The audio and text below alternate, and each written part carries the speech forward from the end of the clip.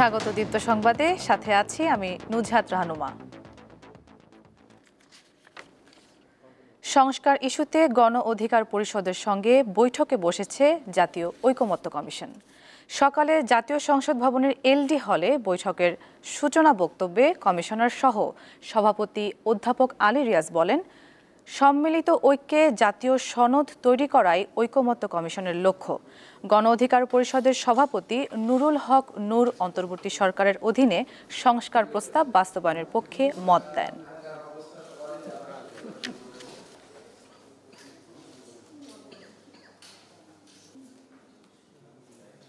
53 বছর ধরে বাংলাদেশের মানুষ যে গণতান্ত্রিক আকাঙ্ক্ষাকে ধারণ করেছে, সেই আকাঙ্ক্ষাকে যেন বাস্তবায়ন করা যায়, তার পথ উন্মুক্ত করা যায়, যেন আমরা সকলে মিলে সম্মিলিতভাবে একটি গণতান্ত্রিক রাষ্ট্র প্রতিষ্ঠা করতে পারি, তারই অংশ হিসেবে এই আলোচনা। দেশ জাতির বৃহত্তর স্বার্থে এই কার্যকর সংস্কারগুলো আমরা বাস্তবায়ন করি। এই সংস্কারের ক্ষেত্রে যেন অবশ্যই ব্যক্তি, দল, গোষ্ঠীর চেয়ে আমরা জাতীয় স্বার্থ এবং দেশকে যেন প্রাধান্য দিই, এটাই আমাদের আজকের এই কমিশনের কাছে আমাদের চাওয়া। জাতীয় সংসদ ভবনে রয়েছেন সহকর্মী শিউলি শবনম। শবনম, গণ অধিকার পরিষদের সঙ্গে জাতীয় ঐকমত্য কমিশনের বৈঠকের সবশেষ কি তথ্য আছে আপনার কাছে, আমাদের জানাবেন।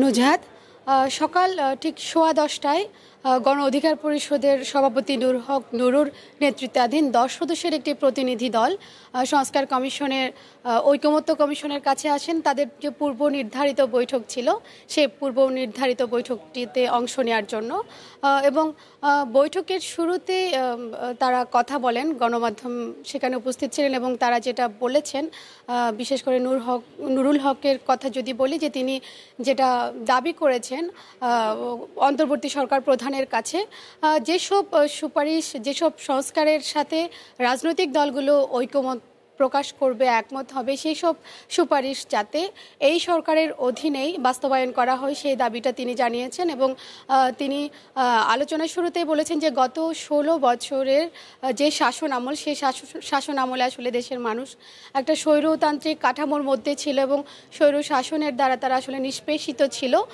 তো সেজন্য তিনি ঐকমত্য কমিশনের কাছে দাবি করেছেন যাতে এমনভাবে সংস্কার হয় এই রাষ্ট্রে, যাতে ভবিষ্যতে কোনো স্বৈরতান্ত্রিক কাঠামো গড়ে না ওঠে এবং স্বৈর শাসনের যাতে পুনরায় আবির্ভাব না ঘটে, সেভাবেই সংস্কার কার্যক্রমগুলো চালিয়ে নেওয়ার জন্য তিনি আহ্বান জানিয়েছেন। এবং এই সংস্কারের মাধ্যমে যাতে দেশ জাতির বৃহত্তর স্বার্থকে যাতে মাথায় রাখা হয়, সেভাবে সংস্কার কাজগুলো চালিয়ে নেওয়ার জন্য তিনি আহ্বান জানান। এবং একই সময়ে ঐকমত্য কমিশনের সহসভাপতি অধ্যাপক আলী রিয়াজ কথা বলেন। তিনি যেটা বলেন যে আসলে বাংলাদেশের মানুষের যে গণতান্ত্রিক আকাঙ্ক্ষা, গত 50 বছরের বেশি সময় ধরে যে তারা যেটা লালন করেছেন, সেই আকাঙ্ক্ষাকেই বাস্তবে রূপ দিতে আসলে একটি গণতান্ত্রিক কাঠামো দাঁড় করানোই এই ঐকমত্য কমিশনের লক্ষ্য। এবং সেই লক্ষ্য অনুযায়ী ঐকমত্য কমিশন কাজ করে যাচ্ছে এবং যাতে রাজনৈতিক দল, অংশীজন সবার মাধ্যমে আসলে একটি জাতীয় সনদ তৈরি করা যায়, সেটাই মূলত এই কমিশনের লক্ষ্য। নুজহাত, এই ছিল আমার কাছে। শিউলি, আপনাকে ধন্যবাদ। শেখ হাসিনা সামাজিক যোগাযোগ মাধ্যমে যেসব বক্তব্য দিচ্ছেন, সে বিষয়ে ভারতের প্রধানমন্ত্রী নরেন্দ্র মোদী বলেছেন, ভারত একটি উন্মুক্ত দেশ, কেউ সামাজিক মাধ্যমে কিছু বললে তিনি তা আটকাতে পারেন না।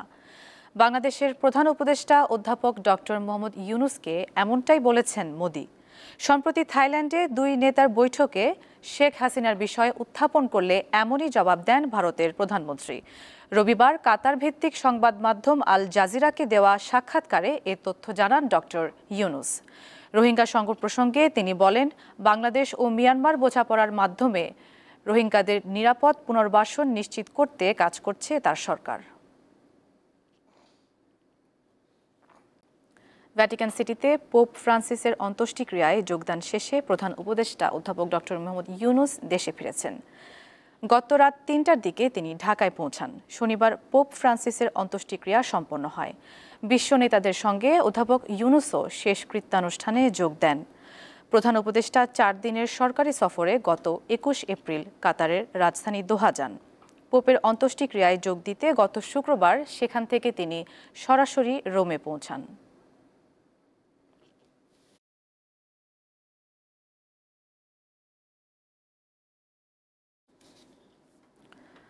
ক্রিকেট ব্যাট তৈরি করে পরিবারের সচ্ছলতা এনেছেন পিরোজপুরের বিন্না গ্রামের বাসিন্দারা। চাহিদা থাকায় সেখানে গড়ে উঠেছে 2 শতাধিক কারখানা। কাজ করেন কয়েকশো নারী পুরুষ।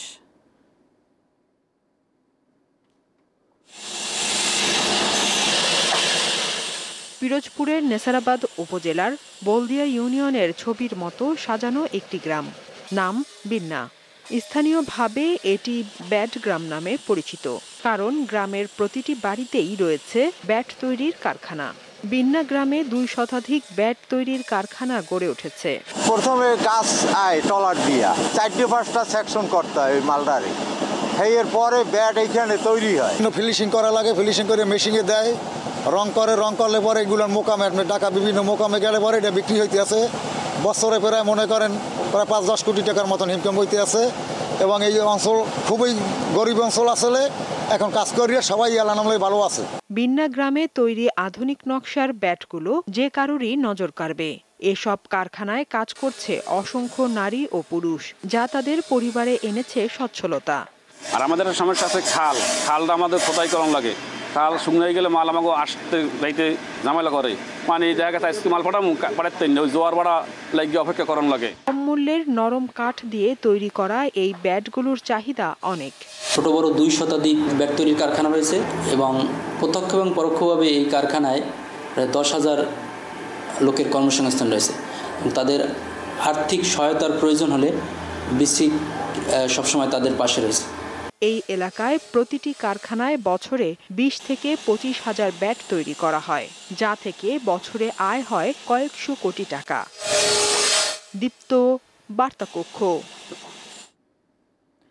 যশোর পৌরসভার সড়ক ও ফুটপাতের যত্রতত্র রাখা হচ্ছে নির্মাণ সামগ্রী। এতে ভোগান্তির শিকার হচ্ছেন সেখানকার মানুষ। মাঝে মধ্যেই ঘটছে দুর্ঘটনা। 1500 বর্গ কিলোমিটার আয়তনের প্রথম শ্রেণীর যশোর পৌরসভায় বাস করেন প্রায় 5 লাখ মানুষ। এই পৌরসভায় 289 কিলোমিটার সড়ক রয়েছে, কিন্তু নিয়ম নীতি না মেনে পৌর এলাকার এসব ফুটপাত ও সড়কে প্রতিনিয়ত রাখা হচ্ছে ইট, বালি, পাথর, খোয়া, মাটি সহ নানা নির্মাণ সামগ্রী। পৌর কর্তৃপক্ষের উদাসীনতায় যত্রতত্র নির্মাণ সামগ্রী রাখায় চলাচলে বেগ পেতে হচ্ছে সড়ক ব্যবহারকারীদের। এগুলো যাতে রাস্তার পরে না রাখে, তারপরে পৌরসভা যেমন এই যে মাটিগুলো রেখে দিয়েছে রাস্তার পরে, একটা গাড়ি যেতে পারে না, আর একটা গাড়ি আসলে আর একটা গাড়ি সাইড দিতে পারে না। বালি ঠালি মনে করেন যে তাতে হয় চকির ধুলো মলে যায়, চোখে চালাতে গেলে মেজে দিতে হয়। রাস্তায় যারা চলাচল করে আমাদের চলাচলে অনেক ডিস্টার্ব হয়। অনেক সময় মোটরসাইকেল চালায় আসা ডিস্টার্ব হয়, অনেক সময় গাড়ি স্লিপ করে পড়ে যেতে হয়। পথ ক্লিয়ার করে দেন, লোকজন যাওয়া আসা করুক, রাস্তাঘাট ক্লিয়ার থাকবে। সড়কের পাশে নির্মাণ সামগ্রী রাখায় দুর্ঘটনার আশঙ্কায় থাকলেও বিষয়টি সমাধানে উদাসীন কর্তৃপক্ষ। প্রায় অভিযোগ পেয়ে থাকি যে মানুষ রাস্তার মধ্যে নির্মাণ সামগ্রী রেখে তাদের বাড়িঘর নির্মাণ করে, যার ফলে জনসাধারণের চলাচল বাধাগ্রস্ত হয়। আমরা আবারও এই বিষয়ে কঠোর হব এবং নিয়মিত মোবাইল কোর্ট পরিচালনা করা হবে। যশোর পৌরসভার নকশা অনুমোদন শাখার তথ্য মতে বর্তমানে পৌর এলাকার 9টি ওয়ার্ডে সহস্রাধিক অনুমোদনকৃত ভবন নির্মাণ কাজ চলছে। দীপ্ত, বার্তাকক্ষ। ফিলিস্তিনের গাজায় রবিবার মধ্যরাত থেকে সোমবার ভোর পর্যন্ত ইসরায়েলি হামলায় 17 জন নিহত হয়েছে। স্থানীয় কর্তৃপক্ষ জানায়, বর্তমানে উপত্যকাটিতে 10 লাখের বেশি শিশু দুর্ভিক্ষের ঝুঁকিতে রয়েছে। টানা 8 সপ্তাহের ইসরায়েলি অবরোধের কারণে গাজায় খাদ্য সহায়তার মজুদ সম্পূর্ণ শেষ হয়ে গেছে বলে জানিয়েছে বিশ্ব খাদ্য কর্মসূচি। গাজায় ইসরায়েলি আগ্রাসনে এখন পর্যন্ত 52,000-এর বেশি ফিলিস্তিনি নিহত হয়েছে।